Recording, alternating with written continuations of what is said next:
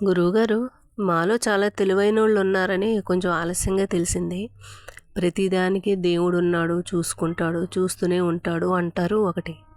రెండోదేంటంటే వీళ్ళు చేసే పనులు వీళ్ళు చేసుకుంటా పోతారు. అప్పుడు దేవుడు ఉన్నాడని చెప్పి అనుకోరు.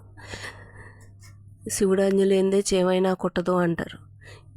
ఇది చేసినవాడు అది చేయడా అంటారు.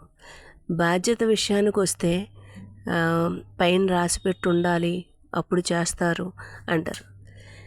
మొత్తం మన దేశంలో ఉన్న విలువలు, పద్ధతులు, సాంప్రదాయాలు నాశనం పెట్టిన వాళ్ళందరూ మనుషులే.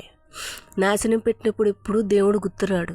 నాశనం పెట్టేసిన తర్వాత వాళ్ళకి ఏదో అంటారు కదా, చేతులు కాలాక ఆకులు పట్టుకున్నారని.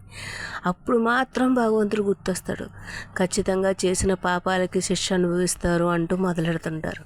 వీళ్ళ చేయాల్సిన బాధ్యత, వీళ్ళ నోట్లోంచి వచ్చే మాట, చేసే పని భగవంతుని తలుచుకుని మంచా చెడా అని చేసుంటే ఈ పరిస్థితి వచ్చుండేది కాదు. ఓం శ్రీ గురు రమణ.